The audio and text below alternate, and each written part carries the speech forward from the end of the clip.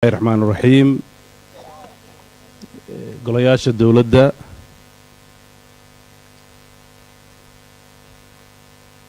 heer federaal iyo heer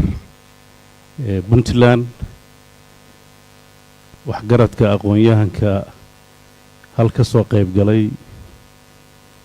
mas'uuliyiinta kala duwan isugu jirta iyo hay'adda BDRC oo aan marti u nahay intiinaba assalaamu calaykum waraxmatullaahi wabarakaatuh runtii sharaf weyn bay tahay caawa inaan kulankan aan ka soo qayb galo waxaan ku faraxsanahay inaan BDRC maanta aan halka madashan la joogo oo aan filayo inay tahay hay'ad wax badan Puntland iyo Soomaaliya ka soo qabatay asaaskeedii hore aan goobjoog ahaa xogaalna u ahaa oo Wharton Society waxaan ku jiray dadkii u horeeyay loo qaatay social actress Abbas ba hadda igala joogaan ma dadkaas oo waagaas garwadeen ka ahaa iyo Cabdisalaam Ali Birkisi ma jooga iyo muuqaneen Cabdisalaam iyo rag dad fara badan oo qaarna dhinteen qaarna hadda dheeraadeen intaysan xarunta Garowe u soo bodin waxaan aad u xasuusanahay oo rabaa inaan halka runtii dadkii dhinteen oo tacsiyo khaasatan aadan jaamac biixi oo ahaa dadka lafdhabarka u ahaa xilligaas intaas haddii aan ka gudbo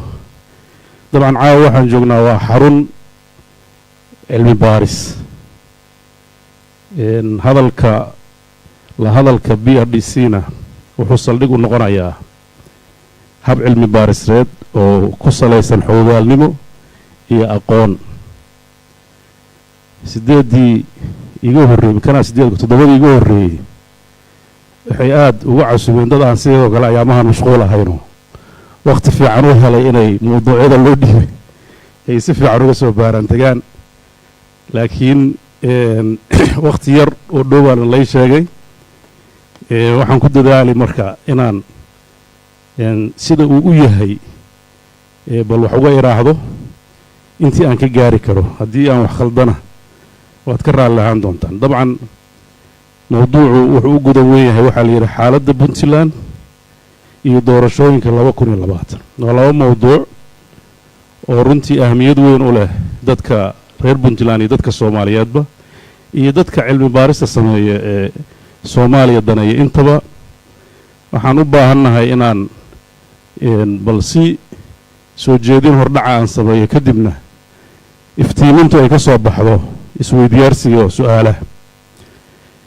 waxaan rabaa inta aanan u guda gelin xaaladda Puntland oo aan ku hormarinayo inaan waxyaabo iftiimiyo oo ugu horeyso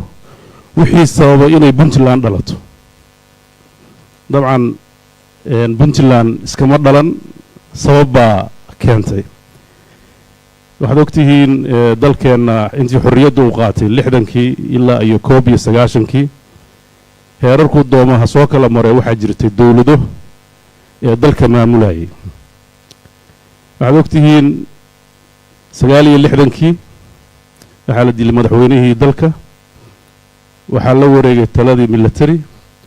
waxaa la laalay dastuurkii waxaa la xirxiray dhammaan siyaasiyiintii rayidka ahaa ee muddada dheer ee dalka soo maamulayay waxaa hal mar isbedelay ee dalkii Soomaaliya ku dhisnaa dimuqraadiyadda ku dhisnaa nidaamka xisbiyada badan kobcayay dhaqaale furfuran ee horumar degdega sameynayay doorashooyin xor ka dhaceen xukunka lagu kala wareegay doorashooyin la kala helay oo runtii tusaalihii Afrika saldhigga u ahaa ee aadan Cabdullaahi Cusmaan aadan cadde intaas waxay taariikh aad u qurux badan oo dalka Soomaaliyeed soo martay isbedelkii ku dhacay nidaamkaas militariga ah wuxuu dalka ku xukumay muddadii u horeysay ee warqadii koowaad iyo labaad iyo bayaanaad buu ku xukumay iyo aragti military oo runtii aan caddayn habka dalku u aadayo wuxuu qaatay nidaamkii socialismka oo bulshada Soomaaliyeed dhaqan ahaan iyo diin ahaanba ka hor imaanayay waxaa dadkii lagu khasbay aragtidaas inay hoggaansamaan kacaankaas 22 sano hayay dastuurkii loo qaaday aftida ومن سيلع إلا يرسكنبوني دتكو انتي افتلو قاضي لو عدوي ليسكو مامولا يا لالي wareegtaa lagu maamulay waxaa dhammaaday dhaqankii dimuqraadiyadda waxaa dhumay dhaqankii Soomaalida ee furfurnaa ee ku salaysnaa habka bulshada u nooshahay oo ahaa hab degaan iyo qabaa'il isdhex degan isnabadgeliya mararka qaarkoodna duruufo ka dhacaan laakiin ku salaysan marka aad si u sii fiirsid nidaam hadda marmar la isdhihi karo nidaamkan social democratic dad wax isweydaarsada wax wadaaga taladana marka ay si guud ugu doodaan go'aanka ay qaataan guddoonsada marka dambana isu bedelo xeer aan qornayn oo dadku ku kala hagaan nidaamkaas muddada dheer soo socday oo runtii nidaamkii militariga ahaa wuxuu aad isugu dayay cid kastoo ka hor timaado inuu caburiyo xiro dilo wixii ka dhashay waan ogeyn waxaan ka afeefanayaa marka aan taariikhda iyo research ka hadlayno dad gaar ah uma jeedo macno gaarna ma bixinayo laakiin madasha aan fadhinaa sababaysa inaan sidaa xaqiiqada cilmiga ku dhisan u hadalno aragtidaas abuurantay runtii waxay keentay dadku inuu isnaco jabhado samaysmaan la isku dayo nidaamkii in la inqilaabo dilal ka dhashaan caburin badan ka dhalato waxa ay ku dambeysay dadkii in la kala saaro magacyo loo kala bixiyo dadka qaybtiis lagu leebal gareeyo waxyaabo mucaayana waxaa ka dhashay isnac waxaa ka dhashay dagaallo waxaa ka dhashay kala irdhow wuxuu cid walba ay u qaxday meeshii isir ahaan ay ka soo jeeday oo ay ku badbaabi kartay Puntland waxaa u soo qaxay dadkii isir ahaanta uga soo jeeday iyo dadkii jilicsanaa oo aan markaas deegaanadooda lagu nabadgelin maadaama Puntland dadkii deganaana u soo qaxeen qofkii yimaadana lagu nabadgelinayay waxay noqotay meesha kaliya oo dadka Soomaaliyeed in badan oo kamid ay isugu timid sanadihii ugu horeeyay waxyaabaha dhaceen dad badan oo waxgarad oo Soomaaliyeed ay talada ula soo noqon jireen xaaladaas sababtay inay Puntland dhalato hordhaceeda waxaan ku xijinayaa taas waa sababtii xaalad kale oo aan dhihi karo waa fool curashadii Puntland oo 91 ilaa 98 intii u dhaxaysa wili asbaabta marka laga soo tago markii la isu yimid 19 markii ugu horeysay maamul baa waxa ka dhashay gaalkacyo madax looga dhigay Allahu naxariisto Generaal Maxamed Abshir iyo dad badan oo kale ku jireen isbeddello badan buu maray jabhadii SDF baa dib loo curiyay waxaa dib u curtay guddi kaleeto oo markaas xaaladda u adag ee taagneed waxa weeye dagaaladii xamar ka dhacay la isagama harine waa la soo ergaday dadkan qaybna raskamboor waa laga saaray qaybta kale oo lagu soo socdo gaalkacyo la rabay laga soo saaro badda cas lagu daro marka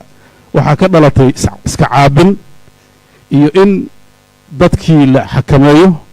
waxaa dhalatay guddi isna xaalada degdega ah oo Cabdullaahi Yuusuf hogaaminayay oo kawarka SSDF labadoodaba ay ahaayeen laakiin u kala muuqda qayb askar ah iyo qayb dadkii madaniga ahaa oo ama siyaasiyiinta hore ahaa labadii marxaladood isugu jiray marxaladaas markii halka la soo garay la isma faarfaarin kii nidaamkaas 22 sano caburinta ku jiray iyo kii ka horeeyay oo la xiray wixii oo dhan SDF ay wada noqdeen laakiin waa laga dheehan karay garbaha SDF in aragtidu ay ku kala duwanaayeen oo mararka qaarkood ay ka jirta aragti kala duwanaan laakiin maadaama dalkii dagaal sokeeyay isru dhacay cuqaashi dalka joogtay waxay aad u xakameysay in ambreladaas lagu wada hoos jiro sidoo kale inta aysan maamuladaas dhismin dalkii marka ay dhacday xukuumadii oo dadkii dawladda u hayay ay xafiisadii baneeyeen degaan walba dadkii odayaashaha joogay waxay gacanta ku dhigeen maamulkii dawladda ilaahi dhaqaalaha saldhigyadii booliiska waxay u dhiibeen guddiyo ay ugu talagaleen inay maamulka ilaaliyaan waxay u dhiibeen ilihii dhaqaalaha meesha markaa ugu muhiimsanayd dalka xilligaas magaalada boosaaso ahayd oo ay dekada ku taalay guddi baa la abuuray dadka Soomaalidu laba dhaqan bay leedahay oo dhaqankana way ixtiraamaan diintana way ixtiraamaan dad markaas lagu tuhmaayo culimo iyo dad diin ah ayaa gacanta loo geliyay waxa la yiri idinka amaana leh halka haya dabcan labada meelood u daran marka la iska soo galo waa labada meelood ugu fasaadka badan haddii diinta lagu dhuuntana waa khatarteeda leedahay haddii qabiilka lagu dhuuntana khatarteeda leedahay muddadaas markay saa u dhacday xaaladii xigta waxay ahayd xaaladii dagaalka gaalkacay markii laga soo tagay saxaabintii dagaalkii ururka al-ittixaad iyo SDF ee gacanta ku hayay dekada boosaaso iyo deegaano badan oo jiray dagaalkaas waxaan rabaa inaan si hoos u dul istaago dabcan dad badan oo culimo ah oo sharaf leh oo runtii ka danqanaya bulshada oo si diin ah u arkaya bulshada danaheeda inay waardiyeeyaan baa jiray iyo ururkaas nasiib darro markii burburka dhacay sida SDF loo wada galay ayaa wadaadadiina waxaa galay dad badan oo dana kale leh ciidamadii dawladda kacaanka ay burburtay badankoodii haddana ururadaas diiniga galeen garay la wada baxeen waxay ka wada noqdeen jabhadaas berigaas jirtay dadkii markaa jooga aad u garanayay waxaa taladii la wareegay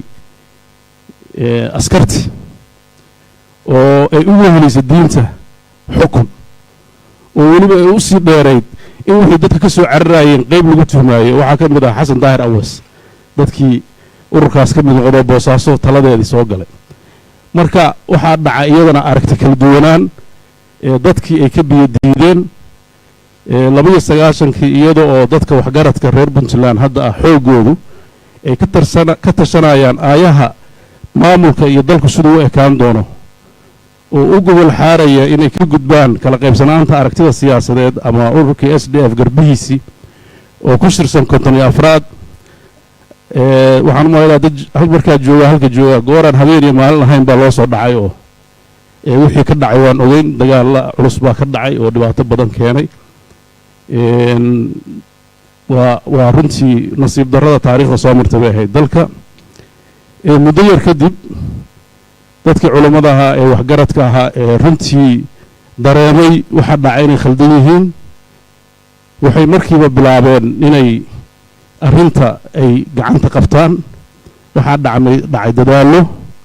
ay wadaan dad culimada dadkii aqoonta diinta lahaa ay hogaaminayaan iyo waxgaradkii dalka waxaa la darsay xaaladda jirta wada hadallaa furmay waxay goosteen dadka deegaankan ahaa oo arrintaa hogaaminayay in ay heshiis qaataan dhalinyaradii badnayd oo cuduudda ciidanka ah ee dalka ku soo noqdaan nabad la qaato dadkii arrintaa hogaaminaya allah u naxariistay waxaa ka mid ahaa cabdiqaadir nuur faarax doctor axmed xaaji sheekh cabdiwahaab cabdiwaaxid aan filayo inuu xaashi oo weli jooga meelaha iyo dad kale oo fara badan dhalinyaro fara badan oo berigaas la qaadatay waxa ay runtii dib u soo noqdeen bulshada waa dadkii bilaabay ganacsiga dhaqaalaha aqoonta tiirarka maanta Puntland ku taagan tahay ama siyaasiyiintiisa ama dawladda badankooda ku jiro dad badan oo marxaladaas soo maraa jirta marka waa marxalad taariikhiya oo u baahan in la xuso waxaan runtii arki doonaa marxalado badan oo taariikhiya isku ekaan doona oo runtii aad arki doonto inay isfasiri doonaan Soomaaliya maraaxish ay soo marayso marxaladahaas ee la soo maray oo laga gudbay dhibaatadii waxay dadku u heleen fursad in ay marka dib ay u tashadaan waxaa dhacay shirkii 94 ee Qardho oo SDF dib loogu heshiisinayay waxaa dhacay heshiisyo kaleeto oo heshiiskii SDF Soodara waxaa dhacay shirkii markaas shirarkii dib u heshiisiinta socday ee kii Addis Ababa ama midkii Qaahira waxaas la wado hadafku wuxuu ahaa in maamulka dadkuna ismaamulaan Soomaali weyn la raadiyo toddobiyo sagaashankii dadkii hoggaanka u ahaa dadka dhaqan iyo siyaasadba markay arkeen xaaladdu in meeshii la rabay ay taagnayn dalku uusan dhoweyn sida loo fasirayo soomaalinimadu ay adag tahay waxaa ka dhashay puntland maanta aan harsanayna 21 sano jirta waxaa dib la isugu yimid Garowe shirar muddo socday kadib waxaa ka dhashay in puntland lagu heshiiyo curashadii puntland iyadana maraaxil baan u qaybinaynaa haddii lahayn marxaladda koowaad ugu horreysay curashada waxaa saldhig u ahaa taariikhdaas dheer aan soo marnay oo 19 iyo 98 kala duwaneyd iyo ugu dambeyn in la garsaday in maamul loo dhisto lagu soo koobay laba hadaf oo ah in lagu ilaaliyo midnimada dadka puntland dhistay loogu adeego amnigooda lagu sugo waxyaabaha aasaasiga ay u leeyihiin ee serviceka loo qabto hab dawladeed loo yagleelo hadafka labaad oo ahaa in la raadiyo Soomaalida maqan inteeda kale iyadoo markaas fikirkii saldhig u ahaa sida kaliya lagu soo noqon karo inay tahay maadaama shirarkii 19 ilaa 17 soconayay Soomaali la soo arkay waxa aad u soo ifbaxay in nidaamka federaaliga ah guddig looga dhigo puntland aasaas looga dhigo runtii aragtidaas waxaan u qaybinayaa maraaxilada ugu horeysa waa marxaladii curashada iyo gardaadinta oo 98 lagu doortay madaxweyne Cabdullaahi Yuusuf Allah u naxariistay markii ugu horeysay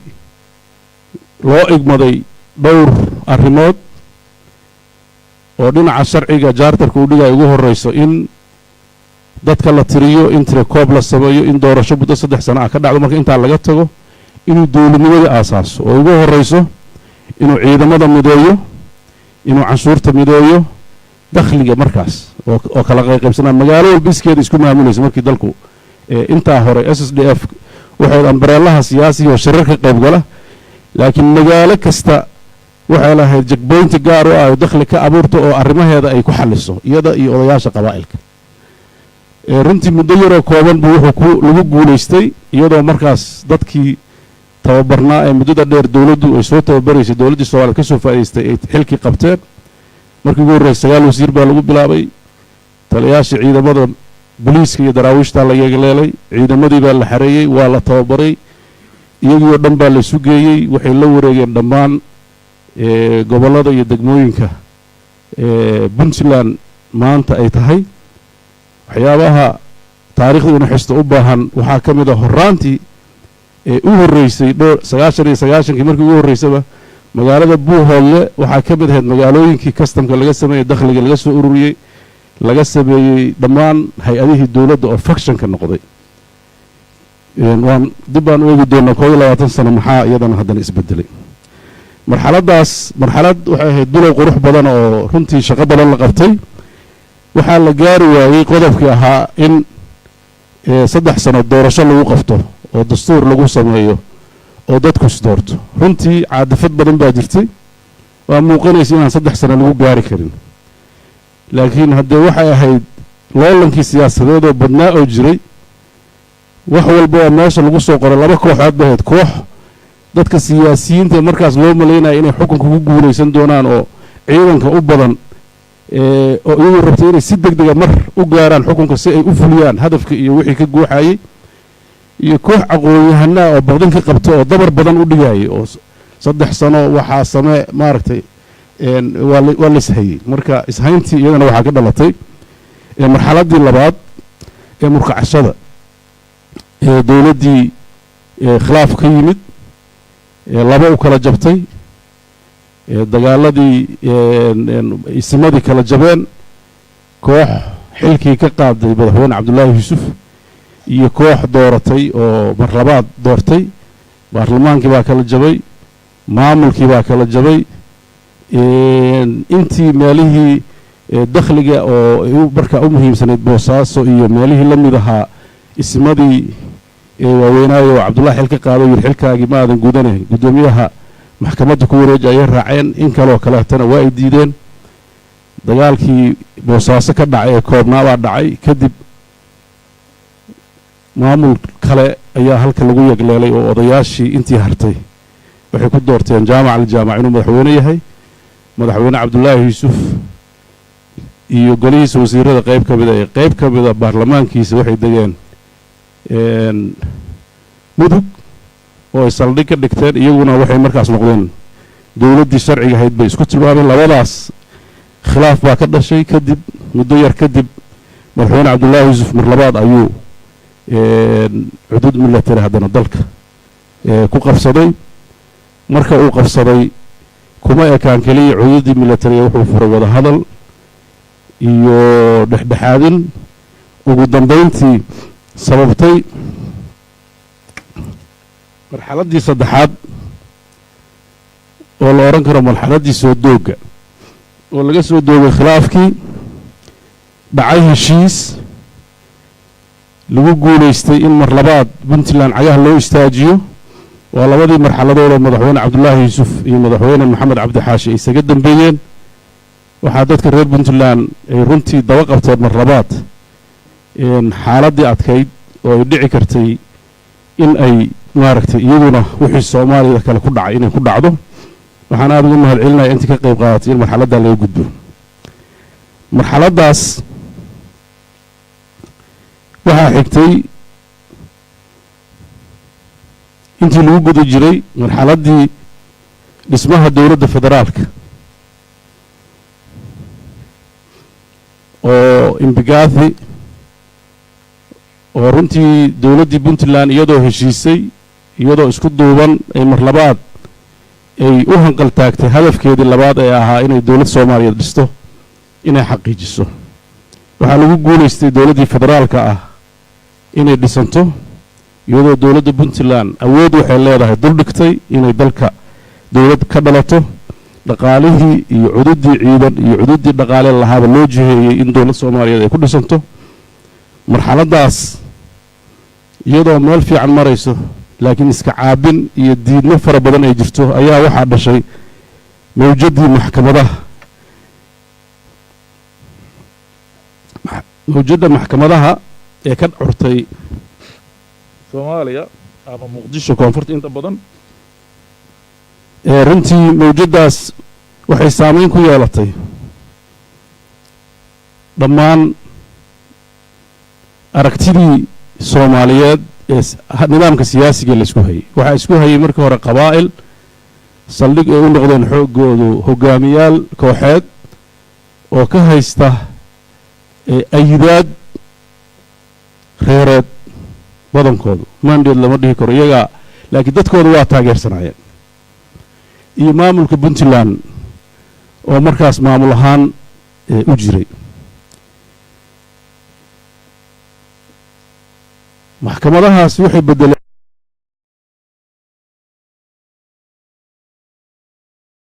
dhammaan aragtidii laga qabay siyaasadda soomaaliya waxaa soo baxay dad badan oo saldhiggii hore ee 29kii u eg oo haddana isbaday inay mar labaad cudud ku qabsan karaan soomaaliya arrintaas markay dhacday waa arrimaha waxaan rabaa inaan uga xidho ma rabo taa inaan galo laakiin saamaynta ay ku yeelatay puntland maxkamadahaas markay dhasheen puntland saamayn bay ku yeelatay waxaa dhacay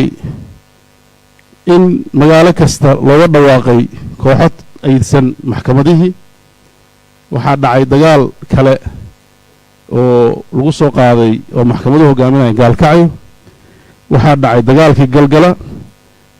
waxaa hordhac u noqday wakhtiga lagu dhawaaqayo waa meesheedii saldhigga curashada SSC waxay kaloo taa dabada ku haysay fikirkaas maxkamaduhu abuurmay curashadii iyadana khaatumo waxaa las dhihi karaa iyadana waxaa sabab looga dhigi karaa dagaaladii kalshaale iyo isnacaybka iyo aragti waxaasoo dhan waa marxalad cusub siyaasiyiin cusub aragti cusub waxaasaa saldhigu ahaa waxaase ugu muhiimsan oo laga xusi karaa waa dagaalkii galgala curashada SSC iyo khaatumo waxaa bays u noqday dadkii maxkamadaha markii dambe iyaguna xukunka yimid xilligii sheekh shariif oo madaxweynaha ahaa isagana wuxuu ahaa waxyaabaha uu dhiiri gelinay aragti cusub oo aragtidii reeraha ama dagaalamaya ama heshiiska dhexwada waa ay isbedeleen bulsho isugu xiran si kaleeto ayaa soo baxday oo si sahlan inay isu saameeyaan ay sahlan tahay oo meel walba markaas networking sameeyey oo markaas ta'yiidaad sameeyey marxaladahaas waxay ogyihiin marxaladaha kale hadda iyagana muuqda oo ururada kaleeto iyagana isku sii bedelay al-shabaab iyo daacish iyo waxaas iyo sida infiltrationka ugu sameynayaan iyo siday saameynta ugu yeelanayaan puntland iyada naftirkeeda waa aragti kaleeto oo meesha taagan marxalad xanuun badan bay ahayd ilaahay u naxariistay jenaraal cadde muuse ayaa aad marxaladaas ku soo beegmay odatinimo iyo xigmad badan buu wax badan uga soo gudbay laba marxaladood baa isu galay marxaladii soo doogashada iyo dadka isdhexgalkiisa iyo wixii ka dhashay dagaaladii ka dhashay xilligii cabdullaahi yuusuf walaalayntii iyo heshiisiintii iyo isdhexgalkiina door weyn buu ka qaatay marxaladaas maxkamadaha marxaladii uu taageeridda dowladda federaalkana qayb baa kaga soo aaday oo isaga oo cabdullaahi yuusuf madaxweynaha ayuu isagu madaxweyne noqday markii hore isagoon madaxweyne ahayn buu taageerayey markii xigay isagoo madaxweyne uu taageerayey marxaladahaas kacdoonka maxkamadahana runtii si fiican bay wakhtigiisa u ahaayeen xigmad badan buu ugu gudbay ilaa markii dambe isna shareecadii la qaatay allahu naxariiste marxaladda afraad oo aan dhihi karno marxaladdii dhismaha hay-adaha dowladda oo nasiib u helay madaxweyne cabdiraxmaan faroole mar laga soo doogay arrimahaas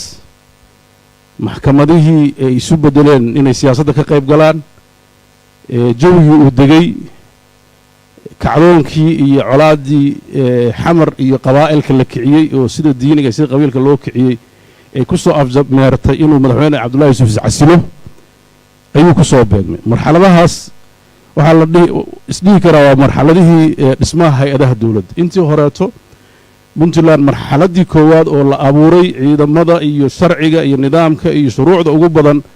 oo hay-adaha dowladda lagu aasaasay ama establishment actiga markii ugu horreysay 2000 baa la sameeyey oo wasaaradaha loo sameeyey runtii xeerar fiican iyo shuruuc badan baa ka dhalatay markii xigay waxaa la madgareeyey oo haddana wax lagu daray 2005 laakiin marka sida ficliga ay u ambaqaadeen waxaa la odhan karaa waa xilligii madaxweyne cabdiraxmaan faroole oo aan ku soo koobi karo horumarinta dhinaca sharciyada dhismaha hay-adaha dowladda kala xadaynta shaqada hay-adaha astaynta dhulka xukuumadda dowladda ee hadda ee madaxtooyada iyo xarumaha dowladda ku yaalaan asixinta dastuurka puntland ka qayb qaadashada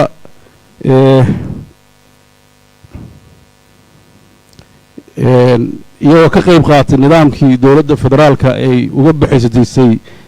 meel gaarnimada ee garowe 1 iyo 2 iyo gaalkacyo iyo ugu dambeyn ansixinta dastuurka kumeel gaarka ee maanta ay dowladda federaal ku shaqayso intaasba waxay ahayd marxalad lasdhihi karo puntland waa marxaladdii ay u ekaatay dowladnimada oo duruufahaas adag ee maraaxishii hore soo haystay ayna haysan ay heshay fursad ay caalamka kula xiriirto hay-adihii ay dhismaan dowladnimadii ay shaqayso shaqaalaha dowladdu ay kobceen ciidamadu ay isbedeleen inkastoo ay haraadigii marxaladdii hore oo ugu darnayd al-shabaab iyo birateska oo iyagana daahira cusub ahaa ay marxaladiisii ahaayeen laakiin haddana dowladnimada maanta aan ku naaloonayno waxaa las dhihi karaa bayskaas xilligaas ayuu si fiican institutionadu ay dhismeen marxaladda shanaad waa marxaladdii doctor cabdiweli maxamed cali gaas oo iyadana aan isdhihi karo waa marxaladdii la fuliyey kaabayaasha dhaqaalaha dhismahooda oo ugu horeyso dhismaha garoonka boosaaso iyo garowe maraaxishu waa iska baayeen afkaar kama hadlaayo waxaan ka hadlayaa waxyaabihii dhacdhacay dabcan garoonka boosaaso iyo garowe labadaba fikir ahaan iyo shaqo ahaan wuu ku horreeyey cabdiweli laakiin marxaladda sida ficilka ay u fuleen kaabayaasha dhaqaalaha marxaladdaas ayay ahayd runtii labadaas marxaladood oo muhiimadda leh waxaa kaloo iyadana marxaladdiisa xoog lahayd ka qaybgalka dhismaha nidaamka dowladda ee federaaliga ah oo u horreysay in hay-adihii dowladda ee federaalka iyo hay-adihii dowladda ee stateka isla falgalaan oo shirar badan qabsoomaan oo nidaamka new dealka iyo aad u shaqeeyo inkastoo caqabad u weyn oo laga dhaxlay ee ahayd xilliga madaxweyne cabdiraxmaan faroole waxaa jiray nidaam iyo ka horba ilaa iyo burburkii 90 Puntland wuxuu ku doodi jirtay nidaamka la yiraahdo bottom up approach-ka in qolo walba is dhisto dadkiyo nin walba dhisay dadku isku tago dalka markaas saa lagu kala wadaago nidaamkaas xilligii cabdiraxmaan waa nidaamkii dual track ahaa oo runtii caalamku uu maaliyad badan ku bixin jiray oo isteedyadu ay aad u dhismayeen marxaladaas new dealku caqabadaha uu keenay waxaa ka mid ahaa new dealka waxaa loo dhisaan gareeyay wadamada fragile-ka ah maxamed baas fiican u yaqaanay waa wadamo nidaam ahaan dhisan laakiin uu jilicsan yahay nidaamkiisa maaliga ah iyo hay'adaha dawladda in lagu dhiso nidaamkaas marka afiirsid wuxuu u dhisaan gareysan yahay nidaam centralized ah habkiisa shaqada marka laga soo bilaabo BSC-yada iyo sida go'aanada loo qaadanayo dawladda deeqda baxshay iyo dawladdaas ayaa go'aanada wada qaata shaqada wada qabta si looga gudbo habka kaleeto ee marka intaan new dealka la keen jiri jiray oo inay hay'aduhu iyagu maamulaan dalalkaas jilicsan oo sida ay la tahay eeda badan baa ka yimid siyaasiyiintii iyo dawlado badanaa ka dacwooday marka waxaa la qaatay in go'aanada la isla qaato si wada jira waddan Soomaaliya oo kaleeta ah oo la dhihi karo markaas waa fail state waxaa moodaa inuusan ku habboonayn marka dhabta loo baaro maxaa yeelay dadkii oon heshiin dastuurkii oo dhammaan nidaamka dawladnimada aan istaagin baa nidaamkii loo new dealku watay lagu khasbanaaday marka dalkiiba si kale wuxuu u koray iyadoo la ogeyn ah centralized ah oo inay markaas ay maaragtay meel laga wada hogaamiyo faa'iido badan waa leeyahay mashaariic baa ku soo baxbaxday laakiin khaladaad badan baa ka yimid oo mararka qaarkood haddaadan siyaasadda markaas jooga ama qofka markaas jooga si isku fahamtaan wixii oo dhan siduu raba ka yeeli karo iyadana dhibkeeda yeelatay marxaladaas waa marxaladdii hadda ani igu xigto mar rabo inaan wax badan uga sii dheeraado marka intaasaan iyadana uga baxaya marxaladda lixaad oo runtii marxaladda hadda aan weli sanadka gaarin ah waxaa la qiimeyn doonaa oo BRDC laga sheegi doonaa iyadana mar kaleeto markay marxaladdeeda dhammaysato maxaa yeelay inta kale marxaladahooda dhammaysteen laakiin qofka sheegi doonay u taallaa laakiin sida aan rabo inaan annaga u dhigno oo inoogu dhammaato haddii ilaahay noo waafajiyaan wax yar ka tilmaamaya dabcan marxaladdan waxaan isdhihi karaa waa marxaladda tayeynta dawladda Puntland iyo hiigsiga nidaam dawladeed oo xasilan kuna dhisan sharci iyo kala dambeyn visionka marxaladdan la rabo isna inuu qabto waa marxaladdaas waxaa ugu muhiimsan in ay xukuumaddan caddayso aragtida dawladda ee xagga waxqabadka dabcan waxay ku soo koobtay 8 yool iyo 3 iyo 60 shaqo howleed mar kale aan ka hadli doonaa maxaa u qabsamo maxaa hadda ma caawa maaha waxyaabaha iyadana ay xooga saari karto waxaa ka mid ah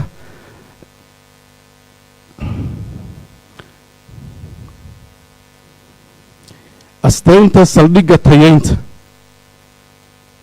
maxay tahay maxaan tayeynaynaa see u tayeynaynaa dhinacyadee tayeynaynaa oo arrimo muhiim ah oo iyadana in la fiiriyo waxaan rabnaa inaan tayeyno dhinaca amniga oo ugu horrayso inaan hay-adaha amniga dib u habayn ku samayno dhinaca tababarka dhinaca istaraatiijiyada dhinaca agabka iyo dhinaca howlgalka intaba waxaan rabnaa inaan tayeyno dhinaca dhaqaalaha oo aan rabno inaan hagaajino nidaamka maaliyadda ee dalka dakhliga iyo kharashka inaan samayno ilo dhaqaale oo cusub in aan abuurno habka kobaca dhaqaalaha traditionkii dadkan ay yaqaaneen oo ku sanaysnaa donoriska inaan ku darno nidaamka investmentiga iyo in dadka gaarka u leeyihiin inay mashaariicda waaweyn ee dalka ay qayb ka qaataan oo matalan dhinaca kaabayaasha dhaqaalaha dekedaha eerboorada waxyaabaha la mid ah iyo waxyaabaha aan kari karin inay galaan dhinaca shuruucda oo runtii aan hadda gacanta lagu hayo oo khubaro gaashaan iyo maxamed xasan barre ay ka mid yihiin oo ah in mar labaad lagu noqdo shuruucdii ku saabsanayd hay-adaha dawladda iyo sida ay u wada shaqaynayaan iyo shaqooyinkooda oo mararka qaarkood isdhex galay sidii loo kala saari lahaa oo dib iyadana loo habeynayo iyo dhinaca shaqaalaha ugu dambayn oo iyadana shaqo badan ka qabsoontay oo biometric laga dhigay oo la tiro koobay oo musawir iyo fara laga qaaday oo akowno loo shubay oo la rabo marxaladan hadda tiro koob saxa daqiiq ah baa la hayaa meeqaa shaqaalaha dawladda waxaa ku xigi doona shaqaalaha dawladda siday effective u yihiin siday shaqada usoo xaadiraan siday hawsha u gutaan waa waxyaabaha dhiman intaas waa maraaxisha puntland aan ku soo koobayo siday og tahay waxaan rabaa inaan wax yar ka iftiimiy iyadana marxaladda qaybta dambe oo mawduuca oo doorashada 2020 siday u og tahay iyo waxyaabaha ka qabsoomi doona dabcan dalku doorashooyin ayuu soo galay oo hore wuxuu soo galay doorashadii 64 wuxuu soo galay doorashadii 67 intaa doorashooyin baa soo galay madax baa isbedeshay dawladnimo dhistay dadku waa isdoortay nidaam doorasho oo dadka yaqaanay oo soo gaaray ay yirihiin aan u maleynay madaxweyne Faroole iyo in la mid oo yar yar baa joogta anigu qaarna ma dhalan xilligaas la isdooranay qaarna markaas aan dhashay marku dhow marka laakiin taariikhdu uma baahna inaad joogto keliya waxay u baahan tahay inaad daraasiisid runtii doorashooyin khaladaadkay rabaan ahaadaan waxay ahayn cad oo ay dhacday in qofku uu ka soo galo degaan aan degaanka uu u dhashay sida hadda loo dhigay aan ahayn oo dadkii deganaa ay doorteen ay u arkeen inuu wax u qabanayo oo aan qabiil ku dhisnayn oo aragti xisbi ku dhisan oo qofku uu xor u yahay inuu xisbi yahay iyo inuu independent yahay oo manipulation meel waa ka jira America hadda dimuqraadiyadda gaamurtay waa waxa hadda waad maqlaysaan wax waa jirjireen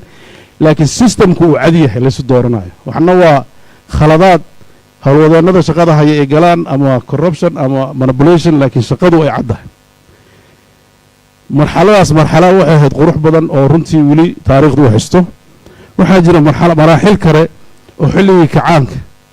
laba doorasho dhacdaan filayo Soomaa dadkii aad u xasuusta anu kullu mid baan aad u xasuustaa oo 85 ama 84 ahayd oo anu national service aan ka mid ahaa hawlwadeennadii aan ka mid ahaa ardaydii wax ka qoraysay waxaan la yaabanahay maraaxishu si isugu eeyihiin markaan soo xasuusto golihii shacbiga la dooranayay oo 173 wuxuu ahaa close list wuxuu ahaa single constituency wuxuu ahaa proportional representation xudura aniga aan joogay liiska waa qorayahay qofku magacyada iska qoraynay qofkiiba saddex aan ka sameeyay adigu waa buuxinayn galabtii waxaan soo celinay bahalada saduuqyada oo buuxda dadkaas complete saas 99 iyo waxa saasa lagu guuleystay horta doorashadaas kacaanka waxaan u maleynayaa dadkii inay ilaaween ya xildhibaanada ku jirta maxaa waxaan sabarnaa xildhibaanada ka biraa close listiga hadmar wuu rabaa u maleynaa tiyo kale marka maraaxil isku eg ayaa aniga runtii intii hadda aan ka fekeray arkay marxaladaasna marxalad ahayd marxaladihii kaleeto waa marxaladahan 4.5 ka oo lama dhihi karo doorashooyin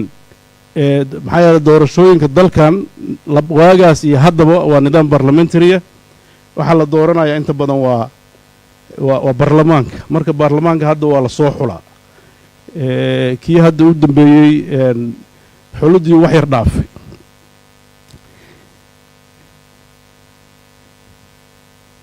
midda maanta maxay salka ku haysaa midda maanta laba aragtiyood ayaa xoog u socda aragtidaas tii kacaanka u ekayd oo liis xiran iyo hal ama xudur joog ama xamar joog hal meelaa lagu wada ridayaa oo constituency-ga uu yahay single aad baan beryahan u maqlaynay midda dawladdu ay riixayso oo aniga xogta saan ku maqlaayo dadka barnaamijkaas diyaariyay dad ka mida waa kaadiriintii kacaankii barkaysnaa waxaa kaloo iyadana ku jirta dowladdu inay leedahay waxaan fulinaa xisbi weyn oo weyn kaas weyn waxaan u qaatay kii xisbiga dowladaha kacaanka soomaalida oo kaleeto marka kaas waa mid kale isla jirta oo dad baarlamaan ku jira ay promote garaynayaan oo rabaan inay xeer ka dhigaan dabcan xeer doorasho inta aan la samayn dowladaha dimuqraadiga iyo dowladda waxaa u horraysa in dadku dastuur yeesho horta dastuur lagu heshiis yahay marka dastuurka referendum loo qaado waxaa umaleynaa dowladdii soomaaliyeed markay doorashada gasho waa markii dastuurkii koowaad u dhawaaday 62 miyan 63 marka dastuur dhammaystiran la yeesho 61 miya 61 intaas waa intii aan dhalno waa idinka igu daraay dastuur in la yeesho in nidaam doorasho oo dastuurkaas ku salaysan la helo in nidaam xisbiyeed oo isagana qeexan la helo marka intaa la helo waxaa imaanaya doorasho aan la isku khilaafsanayn siday tahay oo aasaas dastuuriya leh marka baarlamaanka hadda waxaan maqlayaa sabtida soo socotay waxbaa loo cadaynayaa laakiin waxaan la yaabay sidee xeer loogu cadayn karaa aan habraaca nidaamka sharciga a marin iyadoon dastuurkii lagu heshiin iyadoo xeerkii dastuurka waxa weeye waa heshiis bulsho oo dadka matalaadda bulshada uleh ay ka heshiiyaan oo markaas haddana mararka qaar haddana dadkii lagu ceeliyo ay cod afti u qaadaan waxaa iiga soo baxday markaan fiirfiiriyo barnaamijkan hadda socdo isagana in la rabo 4.5 in xeer laga dhigo oo haddaan 30 sano heshiis la'aan aan dhabarka ku sidanin inta dadku kala maqan yahan wixii xeeroo la sameeyo mar walba wuxuu kugu noqonayaa culays ku saaran waxaad og tihiin ilaa iyo hadda waxaa culaysa naga haystaan xeerarkii la sameeyey 62 iyo 63 ee xaaladdii jirta lagu sameeyey ee dalka oo centralized la sameeyey ayaa weli in badan xeerarkeena maadada xeerarkeen jinsiga waxkaas saldhig waa maxaa yeelay xeerka bedela la helo xeerka isma bedela waxaan idin sheegayaa xeerkan haddii xeer ahaan loo ansixiyo oo la qaato goorta la bedeli doono nin garan kara ma leh kaas hadduu 30 sano ama 60 sano qaato kan meequu qaadan doonaa iyadoo hadda dadkii hore uu ka duwan yahay marka waxaan u baahannahay iyadana doorashooyinka 2020ka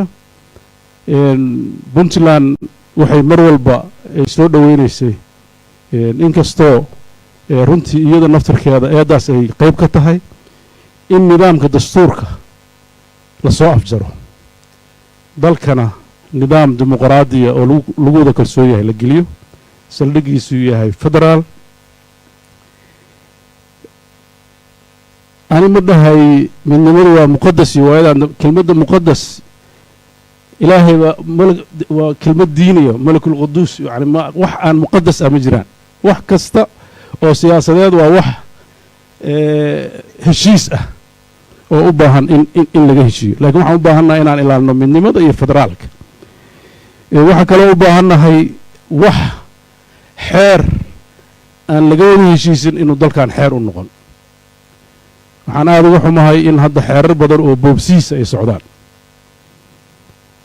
waxaan runtii u baahan tahay dadka reer puntland inay hadda wixii ka dambeeya mustaqbalkooda si dhab ah matalaad iyo cod dheer uga qayb galaan oo aan lagu sii dayn xaaladuhu markay abuurmaan puntland waxaa ka soo baxa dad dana gaara leh ururo samaysta maamulaan dhisaynaa dhaha kooxo askar ah meel ku ururiya waxaasoo dhan waa fenomeno puntland horey u soo martay kuwii sameeyena ay tageen puntland ay weli jirto waxaan u sheegaynaa puntland waa jiraysa haddii ilaahydmo wax kasta oo ka hor imaanaya shuruucda dalka iyo sida dadku wuxuu ku heshiiyena ma noqon doonto waxay puntland aqbasho sidii horeba ay mar walba bosishinkeedu caddaa dabcan anugu hadda ka hor dhic maayo bosishinka puntland gacanta lagu haya laakiin waxaan diyaar u nahay wada hadal dhab ah oo muuqda oo fagaarahan oo kale ah xataa dadku inay heshiiyaan aan diyaar u nahay dadku waxaan rabnaa dowlad xasiloon inay yeeshaan dadka waxaan diyaar u nahay puntland magaceedaan oo ku hadlaya horumar iyo inay ka baxdo isjiidjiidka waxyaabaha dalka soomaaliya phenomenon cusub ku ah waxa weeye dalkii iyo degaankii iyo dadkii ballaarnaa wax la weydiin maaye qof iyo labo oo hadda aadan mararka qaarkood xataa saldhig degaan aan lahayn ilaa waxaan ka hadlayno waa dimuqraadiyad iyo doorasho annagu qof ahaantiisa ka hadli mayno laakiin doorasho dimuqraadiyad haddii la yidhaahdo maxaa la ohan jiray waa majority rule marka dalka dadka xukunkiisa xaqa u leh waa inuu ballot box ku yimaadaa tiro iyo wuxuu ku imaanayaa iyo degaano iyo wixii lagu heshiiyey qof aan intaasna saldhig ku lahayn ma hor istaagi karo masiirka ummadda arrintaas marka waxaa la rabaa dadka reer puntland dadka soomaaliyeedba inay si fiican u fiiriyaan oo marxaladihii horeeto marxalad ka duwan ay soomaali gasho oo aan odhan karo marxaladda dhabadalka inta aan la heshiin horta in dhab loo wada hadlo guddiyada la magacaabayo hadda la leeyahay heshiisiinay samaynayaan oo maalin dhoweyd xildhibaan cali uu sida cad uu uga sheegay baarlamaanka laakiin waxaan ka xumahay meesha lagu cudurdaaraya ninkii ma cudurdaara niman kala hadlaaya oo waxay leeyihin waa ka xunnahay ninkii hadduu khaldamay waxaa la rabaa inuu bulshada la hadlo oo wuxuu ku khaldama sheego horta wixii uu sheego uu dhow waxaasaa idhi waxaasna waa ka cudurdaara markaasaa la fiirin karaa inuu munaasab yahay in la cafiyo waxaa dhib ah in dadkii dalkan burburkiisa qaybta ka ahaa oo la cafiyey oo maxkamado la saarin